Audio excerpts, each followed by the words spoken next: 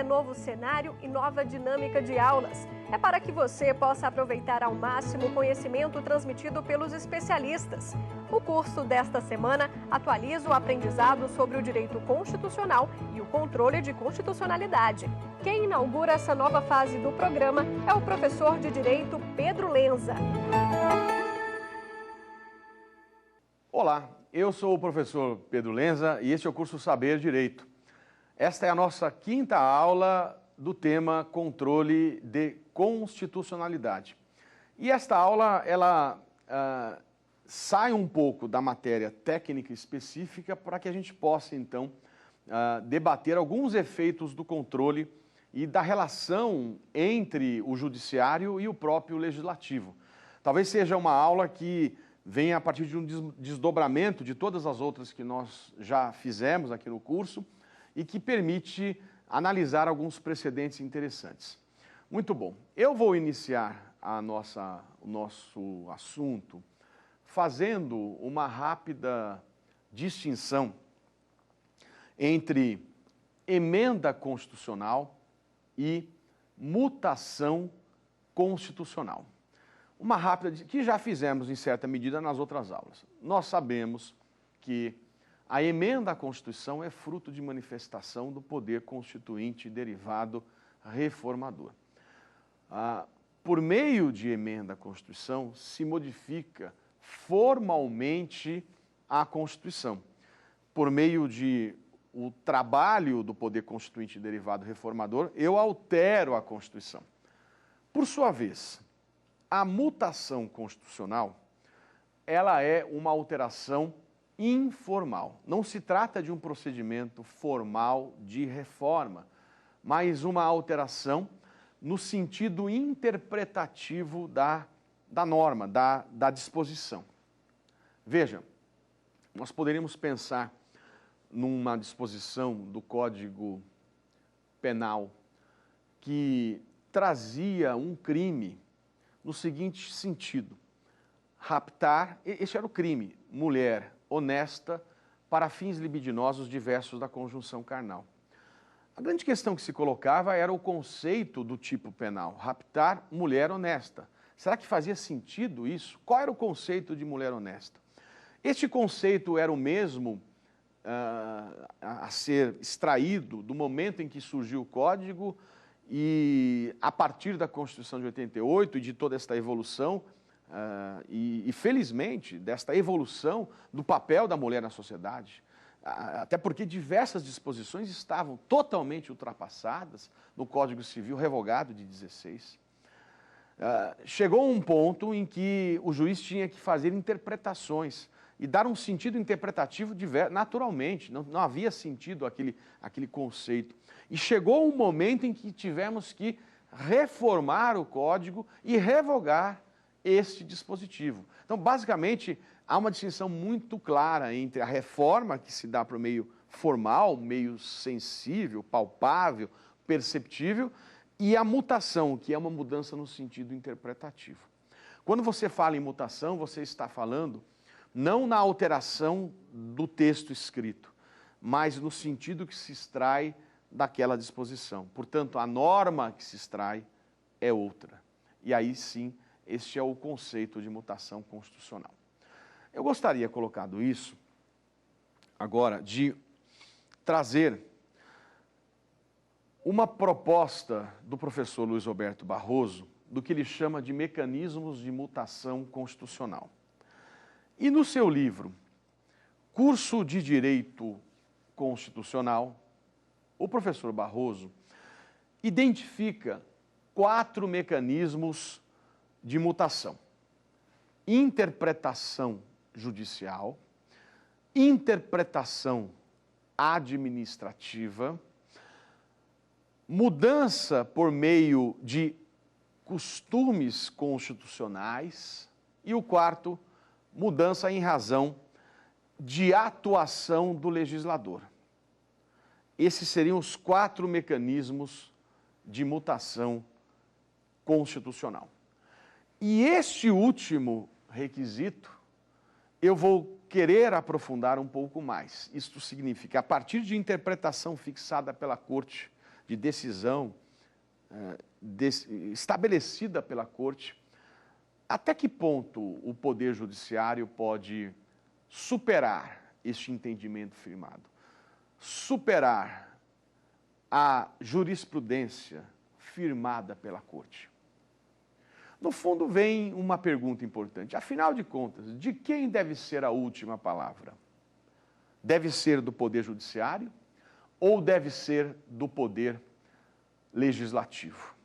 Aqui eu trago algumas questões muito interessantes, e uma delas é uma expressão da doutrina clássica que falou nesta reconhecida dificuldade contramajoritária. Há, inegavelmente, aqui, nesta perspectiva de Alexander Bickel, a expressão de uma inegável dificuldade contramajoritária. Afinal de contas, de quem deve ser a última palavra? Como conciliar esta tensão entre supremacia judicial e o denominado constitucionalismo popular? Talvez o grande nome aqui, dentro dessa perspectiva, seja o professor Mark Tushnet, da Universidade de Harvard, que tem um trabalho muito interessante chamado Taking the Constitution Away from the Courts. Significa, afaste a Constituição das cortes, em que ele, dentro desta perspectiva de constitucionalismo popular, é um grande crítico ao Judicial Review, ou um modelo de revisão judicial. Sem dúvida, a doutrina norte-americana tem tido um amplo debate sobre esta questão, e na Suprema Corte nós temos alguma perspectiva nesse sentido, num voto do ministro Fuchs, que vale a pena já destacar, se puderem aí anotar. Eu estou me referindo ao julgamento da lei da ficha limpa, ADC 29, ADC 30 e a de 4578. O ministro Fuchs, ele traz uma questão muito interessante desta reação às eventuais decisões da Corte. Diz ele, no seu voto, as folhas 27. Aqui eu estou me referindo à votação da lei da ficha limpa. A verdade é que a jurisprudência do Supremo nesta matéria vem gerando um fenômeno similar ao que os juristas norte-americanos identificam como backlash. Isso quer dizer uma expressão que se traduz como um forte sentimento de um grupo de pessoas em reação a eventos sociais ou políticos. É justamente a resistência às decisões da Corte, esta reação à decisão da Corte. Então é bastante interessante. Na jurisprudência do Supremo, muito tímida ainda esta perspectiva, mas começa a ganhar uma influência muito grande do amplo debate que ocorre lá nos Estados Unidos, e em sede doutrinária há trabalhos muito interessantes do professor Barroso nesse sentido. Lá nos Estados Unidos, ao lado de Mark Tushnet, poderia citar também Larry Kramer e Jeremy Waldron. Sem dúvida, um grande tema, e que nós vamos poder desenvolver um pouco mais ao longo desta aula. E eu volto então a essas perspectivas de de exemplos de mutação constitucional pela via legislativa. O primeiro deles que eu queria falar é o tema do cancelamento da súmula 394 do STF. A súmula 394 do STF, ela tratava sobre prerrogativa de foro. E dizia que, mesmo quando fim do mandato, a prerrogativa de foro continuaria, mesmo não mais exercendo a função. Esta súmula foi editada no dia 3 de abril de 1964 e cancelada no julgamento da questão de ordem no inquérito 687, no dia 25/8 de 99. O entendimento da Corte, portanto, nesse sentido, é que, quando findo o mandato, a prerrogativa de foro deixa de existir.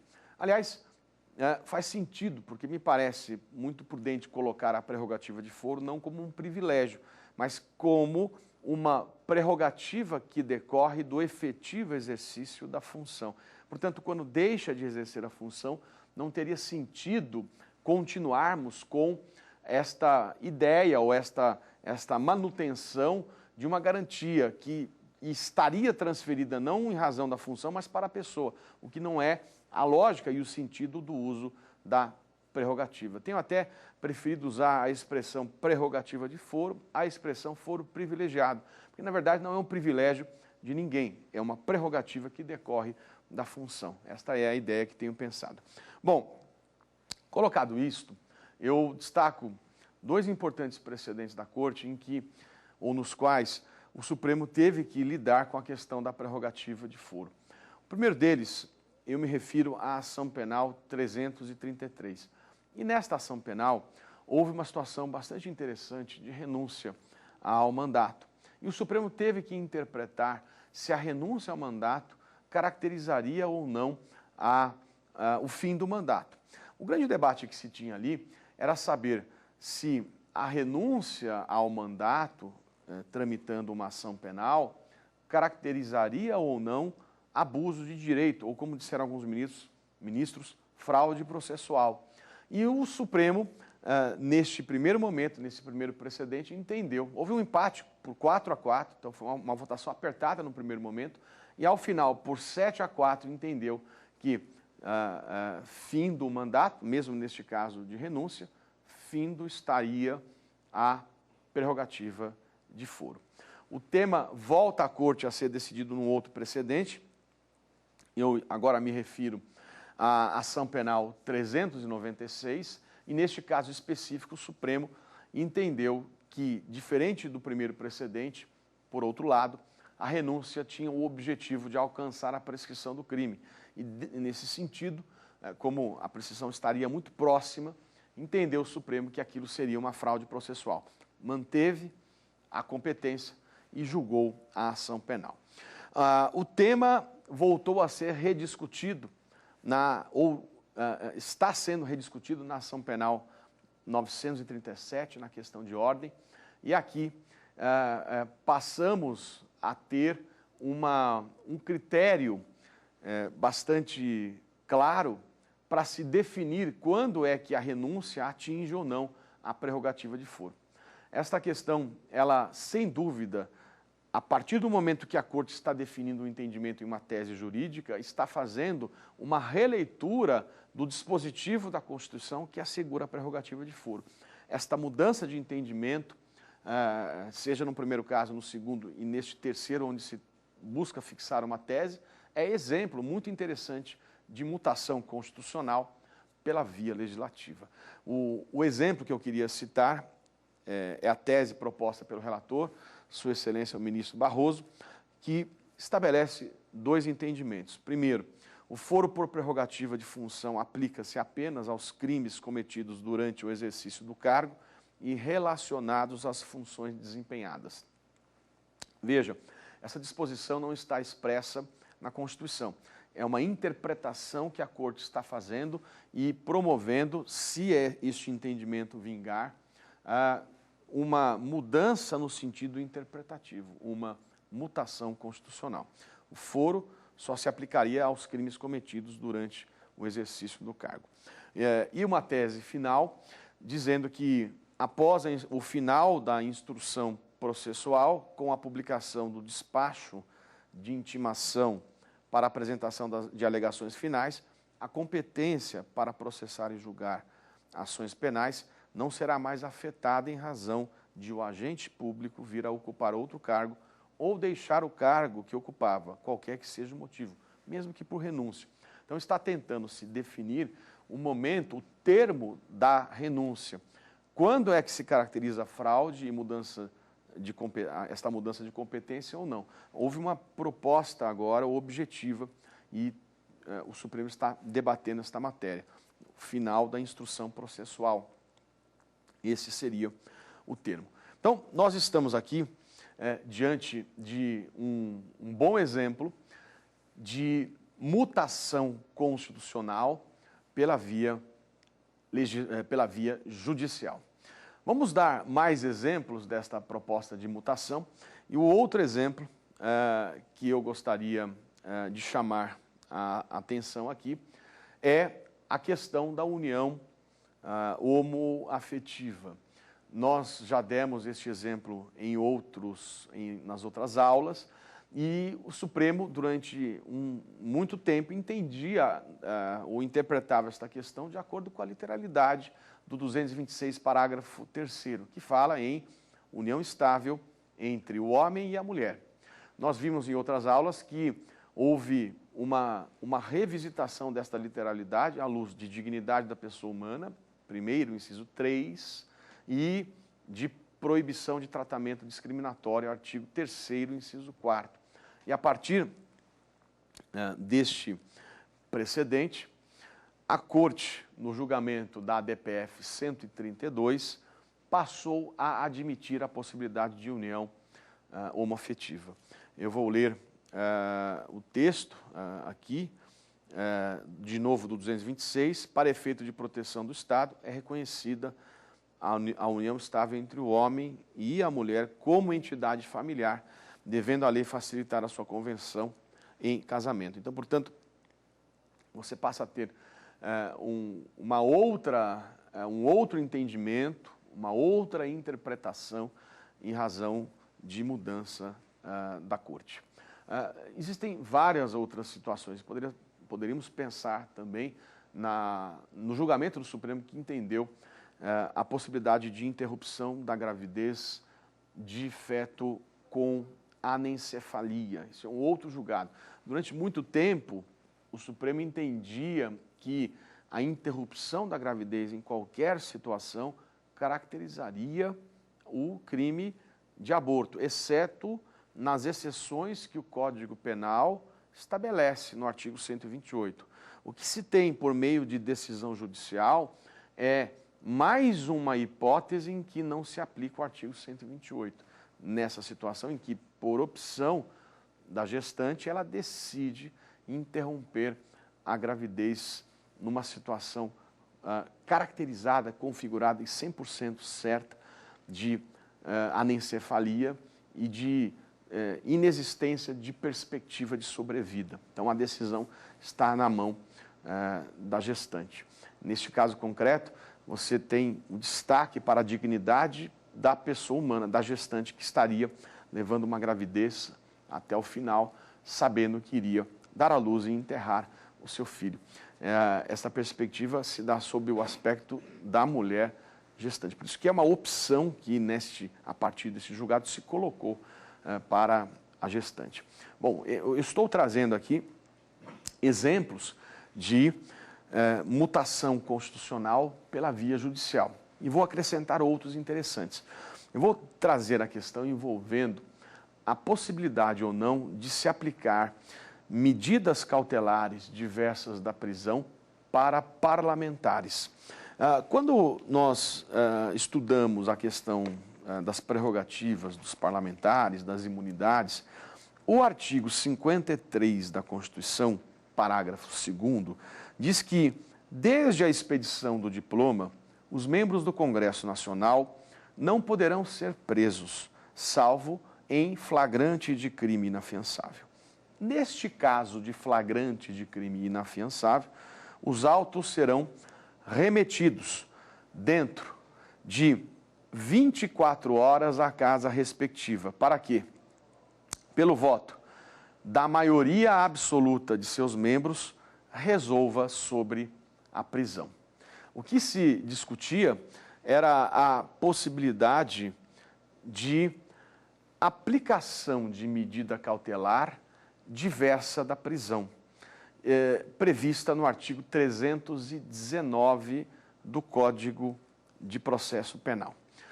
O Supremo, num primeiro momento, interpretou uma questão, sinalizou para um outro lado no julgamento seguinte e firmou o entendimento no julgamento da ADI 5526. O julgamento da ADI 5526 se deu no dia 11 de 10 de outubro de 2017. Por 10-1, a Suprema Corte Brasileira estabeleceu que o Poder Judiciário dispõe de competência para impor, por autoridade própria, as medidas cautelares a que se refere o artigo 319 do Código de Processo Penal. Admitiu a possibilidade de se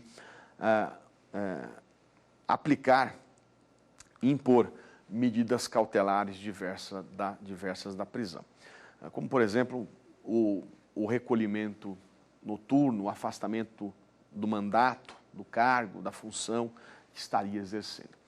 A questão que se colocou para o debate final, além do reconhecimento da aplicação do 319, foi em saber se, para a aplicação de uma medida cautelar diversa da prisão, deveria haver ou não a manifestação da casa. Em outras palavras, se esse dispositivo que acabamos de ler, o 53, parágrafo 2º, deveria ser aplicado analogicamente, por analogia ou não, na hipótese de aplicação de uma medida cautelar diversa da prisão. E o Supremo, agora, por uma votação, não por 10-1, mas por uma votação muito mais apertada, por 6 votos a 5, entendeu que sim, aplicação analógica do 53, parágrafo 2º, e eu vou ler a tese de julgamento.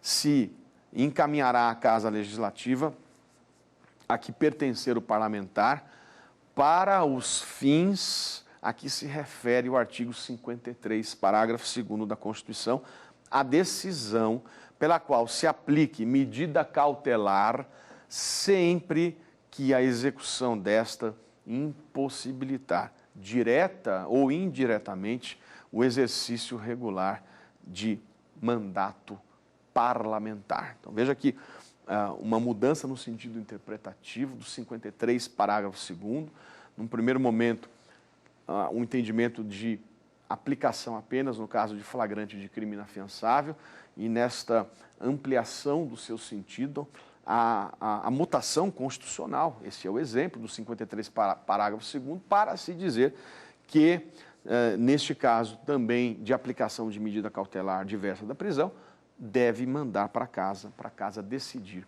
sobre a aplicação. Se a casa entender que não deve prevalecer a medida cautelar, vale a decisão final da casa. E esta decisão é inquestionável, a não ser que haja algum problema de formalidade, de legalidade, mas no mérito a casa tem a palavra final. Muito bom. Vamos agora, depois desses vários exemplos de mutação constitucional por interpretação judicial, eu gostaria de trazer aqui exemplo de mutação constitucional por interpretação administrativa. Nós, no início da aula, dissemos que estamos trazendo a proposta acadêmica do professor Barroso de mecanismos de mutação constitucional. E o segundo aqui é pela via de interpretação administrativa. E o exemplo que o professor Barroso coloca neste assunto é a resolução número 7 do CNJ, que traz regras sobre nepotismo, novas perspectivas em relação ao princípio da impessoalidade e ao da moralidade. Portanto, a partir do momento em que se tem por resolução uma definição exata sobre quem pode ser ou não contratado e, portanto, o afastamento de situações que possam caracterizar o nepotismo, você tem uma mudança na interpretação da Constituição, especialmente a questão de impessoalidade e moralidade, para fortalecer e afastar situações que possam, então, gerar a afronta a esses dispositivos. Então, você tem uma mudança no sentido de interpretação por um ato administrativo. E por que eu estou falando pela via administrativa? Porque, muito embora o CNJ seja um órgão do Poder Judiciário, está lá explícito no 96, inciso 1, a linha A, o CNJ não exerce jurisdição. Não exerce jurisdição. É órgão administrativo. E por isso, colocar nesse sentido. Bom, agora, vamos trazer exemplo de mutação constitucional pela via de costumes constitucionais. O primeiro deles é um tema que nós já tratamos na aula de teoria geral, onde falamos sobre os momentos do controle. E discutimos a possibilidade de controle posterior ou repressivo exercido pelo Poder Executivo. Vamos lembrar aqui. Antes de 88, o controle concentrado, ele era exercido com exclusividade pelo Procurador-Geral da República, PGR. Vamos lembrar que a emenda 16 de 1965, ela introduziu o controle concentrado, mas com exclusividade para o Procurador-Geral da República. A partir de 88, nós tivemos uma ampliação desses legitimados no artigo 103, incisos 1 a 9. O que você constata, portanto, é que antes de 88, o chefe do Poder Executivo não podia propor ADI. E a partir de 88, incisos 1 e 4, presidente da República, governador de Estado e governador do DF podem propor ADI. O que falamos naquela aula sobre momentos do controle? Que antes de 88 surgiu uma jurisprudência no sentido de que o Executivo poderia determinar aos subalternos hierárquicos que descumprissem aquela disposição, por violação à Constituição. Era um mecanismo chamado, então, de controle de constitucionalidade posterior ou repressivo pelo Poder Executivo. Perceberam? A partir de 88, nós não temos precedentes, exceto um que nós citamos naquela aula, que é de 1993, e um do STJ, mas em sede doutrinária se caminha também para continuar aceitando este comportamento por parte do Executivo. Ou seja, um costume constitucional, no sentido de admitir esta possibilidade de descumprimento de lei flagrantemente inconstitucional, gerou um novo sentido para a Constituição. E, de certa forma, até flexibilizando o dispositivo do artigo 85, que trata de crime de responsabilidade, quando o chefe do Poder Executivo não aplica e não cumpre lei. Você tem um novo sentido interpretativo que decorre de um comportamento reiterado, de costume constitucional reiterado, neste sentido, por parte do chefe do Poder Executivo. Muito bom. Vamos agora avançar e falar sobre mecanismo de mutação constitucional pela atuação do legislador. Vejam, o que eu quero que fique claro aqui, dentro desta nossa proposta, é que o legislador, ele não pode ignorar e descumprir uma decisão judicial. Decisão judicial se combate ou se discute mediante recurso previsto no Código, mediante interposição de medidas e de recurso em sede recursal. Não se pode simplesmente ignorar uma decisão do juiz, do judiciário, e dizer não vou cumpri-la porque não gostei. Agora, o que tem sido admitido é que o poder legislativo legisle contrário a um entendimento já firmado. Isso tem que ficar muito claro. O legislativo não pode simplesmente dizer não gostei, não vou aplicar o entendimento, mesmo que seja uma decisão fixada em sede de liminar monocraticamente. Contra a decisão monocrática de relator, cabe agravo. para o plenário, e não descumprimento de decisão. E, nesse sentido, o que eu quero distinguir é, não estou aqui admitindo o simples descumprimento, simplesmente ignorar uma decisão. Estou admitindo a possibilidade de legislação, de exercício de função típica de um outro poder, que possa, eventualmente, a partir desta edição, estabelecer uma disposição contrária ao entendimento da Corte. E por que isso é possível? Porque nós já dissemos que o efeito vinculante proferido em uma decisão, em uma ADI, por exemplo, veja o amplo debate que fizemos nas aulas anteriores, ele vincula os órgãos do Poder Judiciário e da administração pública. Ele não vincula o órgão legislativo na sua função típica de legislar sob pena de fossilização da Constituição. Esta é a expressão do ministro Peluso, e bastante precisa e perfeita, porque temos que deixar o legislativo a liberdade para que possa provocar novamente. O caso do amianto é um exemplo muito interessante em que, num primeiro momento, a Corte entendia como possível o uso controlado do amianto e, por uma provocação novamente do legislador, depois de 22 anos, se reconheceu uma inconstitucionalidade progressiva da lei do amianto e o reconhecimento, agora em razão até de nova tecnologia e da certeza de se tratar de uma substância cancerígena e também de substâncias alternativas, como o PVA, de mudança no sentido interpretativo. Então, o que eu estou sugerindo e admitindo com muita tranquilidade é a possibilidade, sim, de o Poder Legislativo legislar mesmo contra uma decisão da Corte, porque o efeito vinculante não vincula o Poder Legislativo na função típica de legislar. Esta atuação do legislador poderá se dar por meio de dois instrumentos.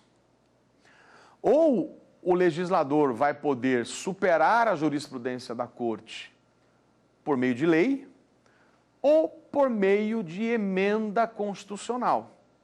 Você tem dois instrumentos para propor esta superação. E que terão efeitos distintos. Vou falar de cada um deles. Um exemplo interessante, e que eu já falei na aula de hoje, é o caso da súmula 394. A súmula 394, ela foi editada em 1964 e cancelada em 1999. A súmula 394, já vimos no início da aula, admitia a perpetuatio jurisdictionis no caso de prerrogativa de foro. O Supremo cancelou a súmula e entendeu que, findo o mandato, findo estará a competência do tribunal que julgava enquanto havia ainda aquela competência. O que a lei fez?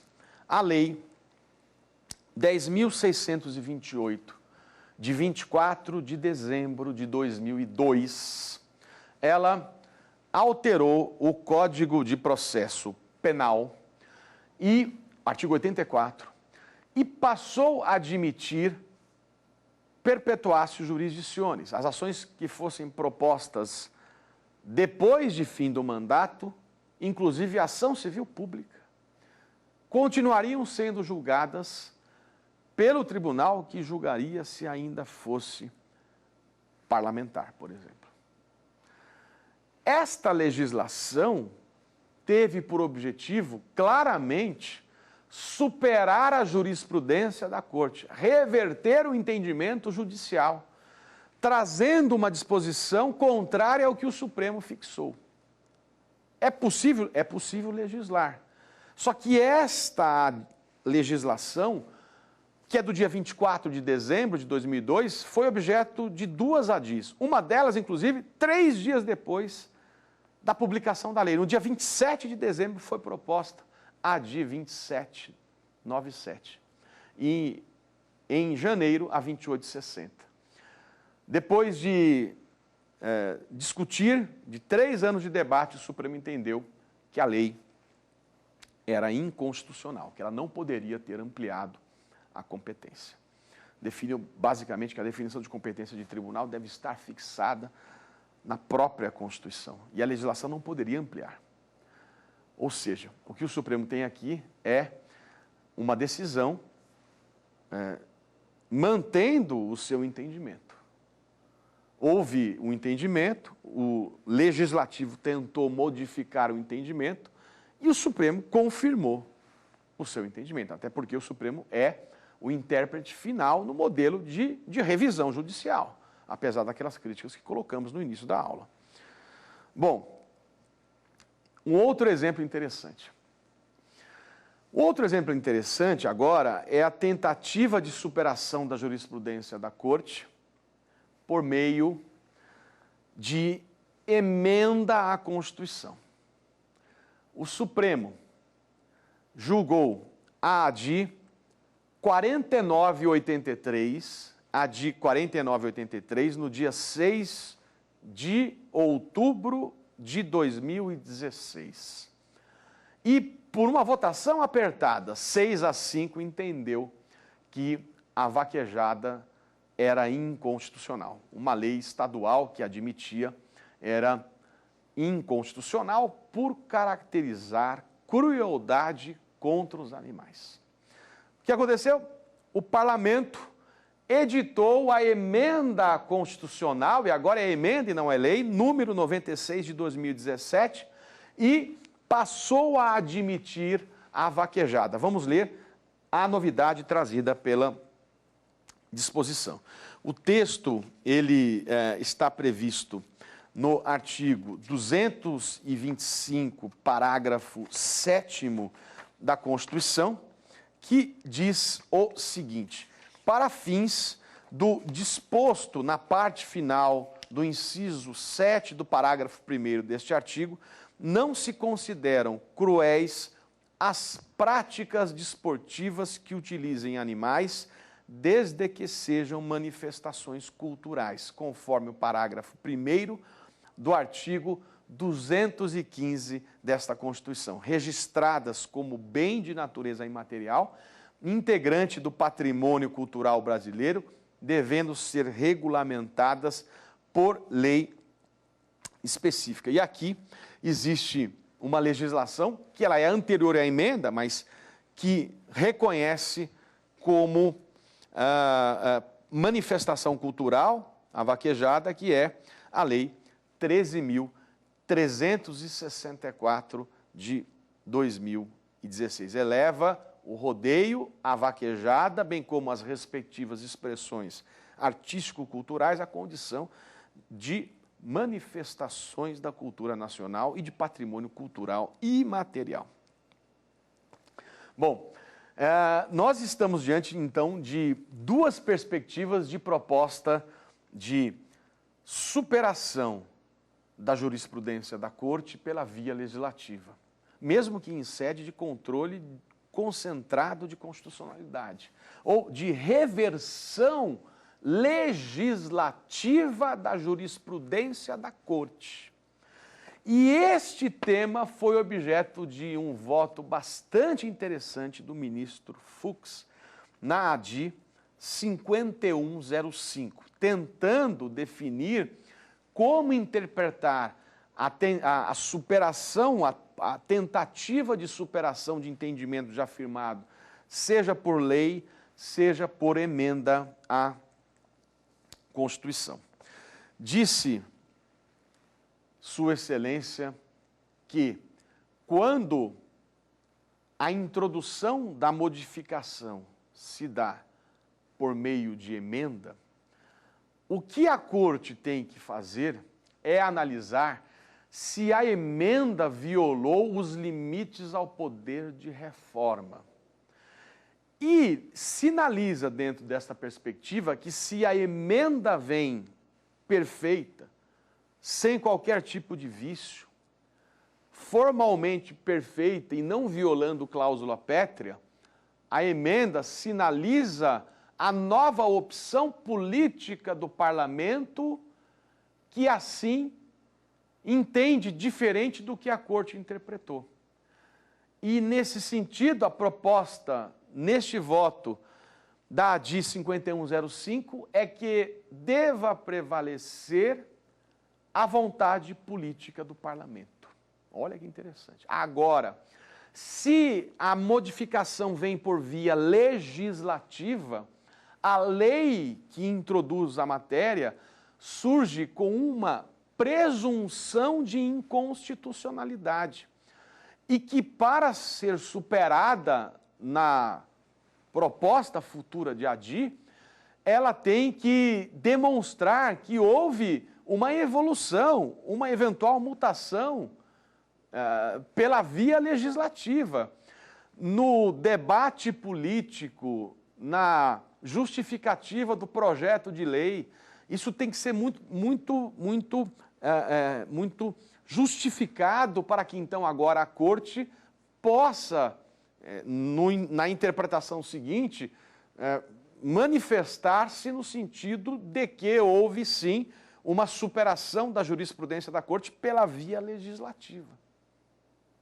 O que está sendo proposto no voto do ministro Fux, muito interessante nesta questão, é uma mudança ou uma perspectiva de distinção entre a mudança estabelecida por meio de lei e por emenda à Constituição. Nesse sentido, eu trago um trabalho bastante interessante do professor Larry Kramer, dos Estados Unidos, que escreveu um trabalho chamado We, the Court. É interessante porque esse trabalho tem talvez um contraponto com a visão da Constituição dos Estados Unidos, que começa We, the people. Nós, o povo, enquanto que aqui, nós, a Corte. E nós colocamos no começo da aula esta perspectiva de Larry Kramer de uma certa crítica ao Judicial Review, à revisão judicial. E ele, nesse trabalho, ele propõe uma distinção de expressões. De um lado, ele coloca a supremacia judicial. E do outro, ele coloca a soberania judicial. O que ele chama de supremacia é o judiciário como tendo a última palavra. E o que ele chama de soberania é o judiciário como tendo a única palavra. Last word, última, e having the only word, a única. Então, esta é a perspectiva de uma visão muito interessante de diálogo institucional que deve existir entre o poder judiciário e o poder legislativo. Talvez pudéssemos falar em última palavra provisória. Ou, nesta perspectiva, última palavra provisória, em razão da não vinculação ao poder legislativo e do dever de motivação que o poder judiciário deve ter ao exercer as suas funções. O professor Daniel Sarmento, professor Cláudio Souza Neto, no livro o curso de Direito Constitucional deles, eles propõem esta noção de diálogo. Vou ler uma passagem interessante. É preferível adotar-se um modelo que não atribua a nenhuma instituição, nem do judiciário, nem do legislativo, o direito de errar por último, abrindo-se a permanente possibilidade de correções recíprocas no campo da hermenêutica constitucional, com base na ideia de diálogo, em lugar da visão tradicional que concede a última palavra nessa área ao judiciário. Então, esta noção bastante interessante de diálogo institucional. Eu gostaria aqui de trazer dentro desta perspectiva de diálogo, uma tese bastante interessante do professor Conrado Rubner Mendes, hoje professor lá do Largo São Francisco, em que ele desenvolve também esta perspectiva de diálogo. E também, na doutrina estrangeira, gostaria de trazer da professora canadense Christine Bateau, que fala sobre a questão dos diálogos institucionais. É um tema, eu diria que para a doutrina brasileira um pouco novo ainda, e sem dúvida esta perspectiva lançada no voto do ministro Fux, que nós comentamos, de esta relação entre judiciário e legislativo, lança sem dúvida aqui a ideia para pensarmos, né, esta matéria. Eu gostaria também, dentro desta nossa perspectiva, de trazer um trabalho do professor Luiz Roberto Barroso. Ele escreveu um livro chamado A Judicialização da Vida e o Papel do STF. E este trabalho que o professor Barroso publicou neste livro, eu estou me referindo ao capítulo 3, que está na página 129 e seguintes, e ele traz uma perspectiva bastante interessante no que ele chama de papéis desempenhados pelas Supremas Cortes e tribunais constitucionais. Este tema, eu estive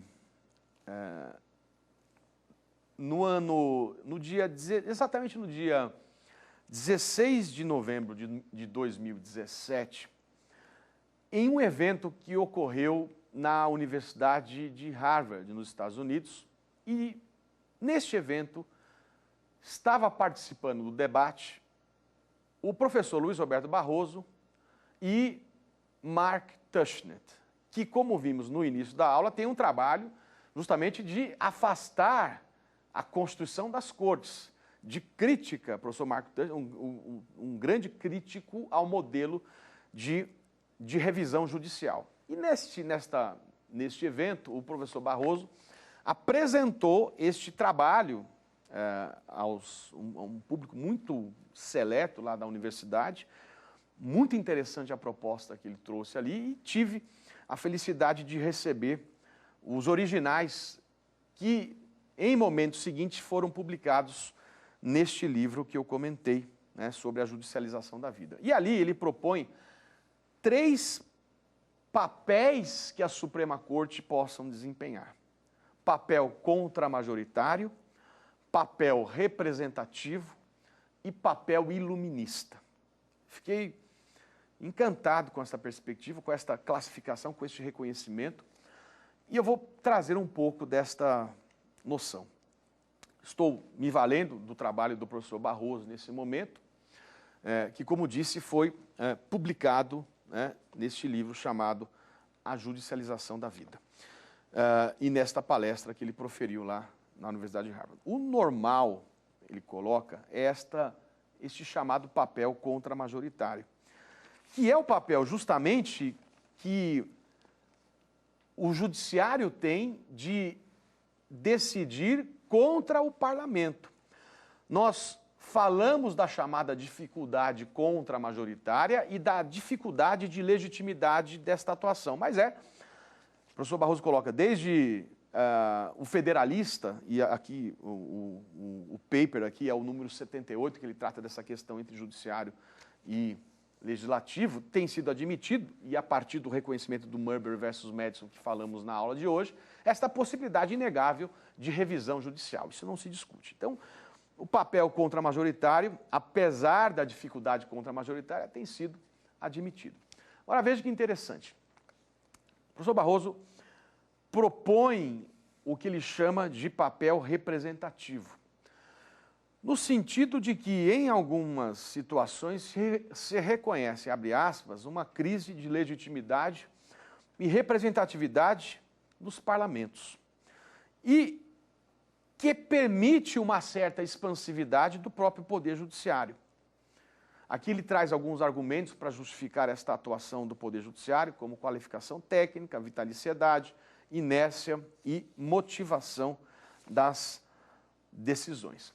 E propõe, então, algumas situações que a decisão judicial ela está muito mais coincidente com a vontade popular do que o próprio ato legislativo. Por isso que ele passa a reconhecer este papel como representativo da maioria, ou do povo, porque acaba coincidindo com uma vontade que o parlamento não expressou, e propondo, inclusive, a expressão contra-legislativa, contra-congressual ou contra-parlamentar. Olha que interessante. O professor Barroso traz alguns exemplos, e muitos aqui da jurisprudência norte-americana. Como disse, esse é um tema muito avançado nos Estados Unidos, que começa a entrar na doutrina brasileira, e começa ainda timidamente, mas um debate na jurisprudência. E os exemplos norte-americanos, vou trazer aqui, não todos, né, do trabalho, que vale, recomendo fortemente a leitura desse trabalho fantástico, mas o precedente de Griswold versus Connecticut, que a Suprema Corte dos Estados Unidos declarou a inconstitucionalidade da lei do Estado, que proibia o uso de contraceptivos mesmo por casais casados.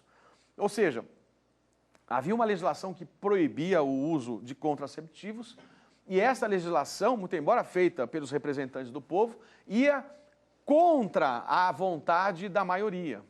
Então, dentro dessa proposta, ele diz que a decisão judicial acaba sinalizando muito mais, ou representa muito mais a vontade da maioria do que a própria decisão. É claro que esta proposta ela tem que estar de acordo com a Constituição, com as regras. Não se está propondo que o judiciário saia legislando, mas que encontre, e isso ele deixa muito claro, né, nessa proposta de atuação.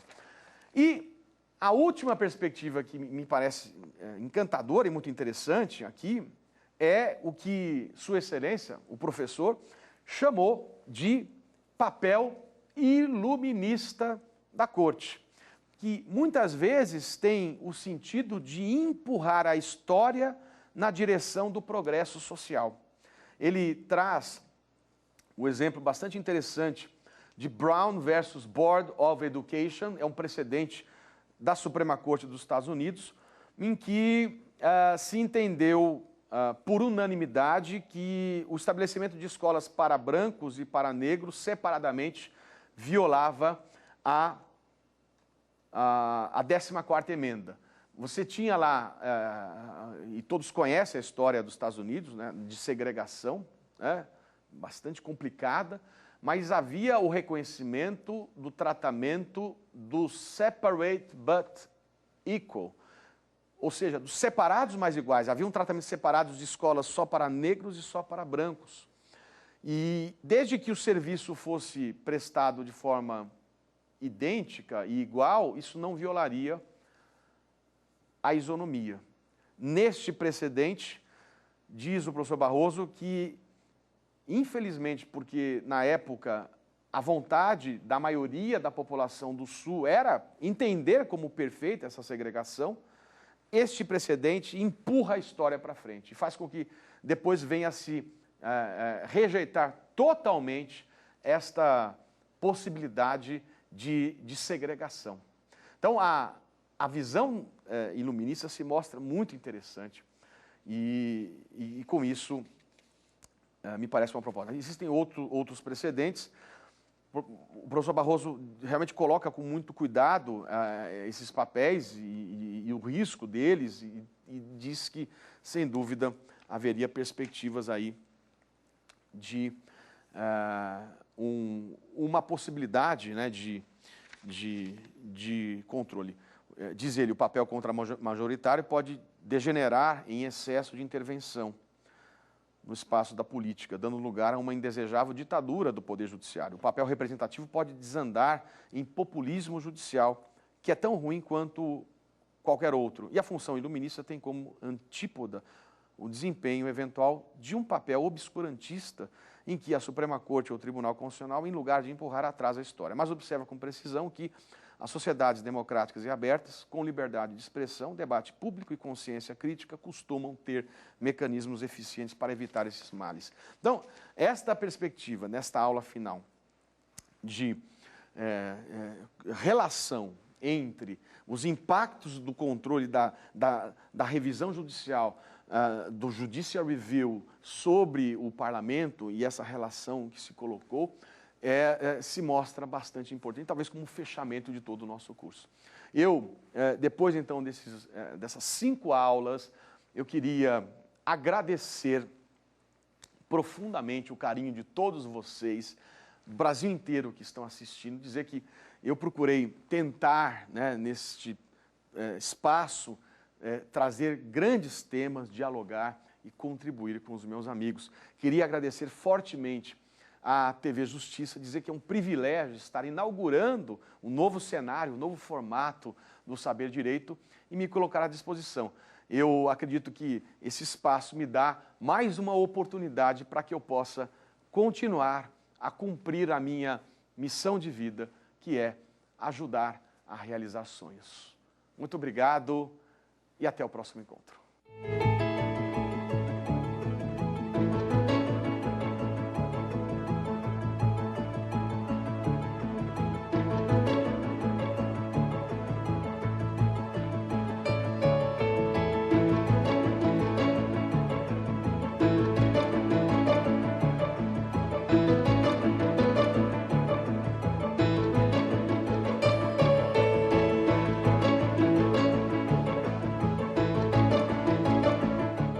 Ficou com dúvidas? Agora você pode gravar sua pergunta e mandar para a gente. Lembre-se de gravar com o celular na horizontal.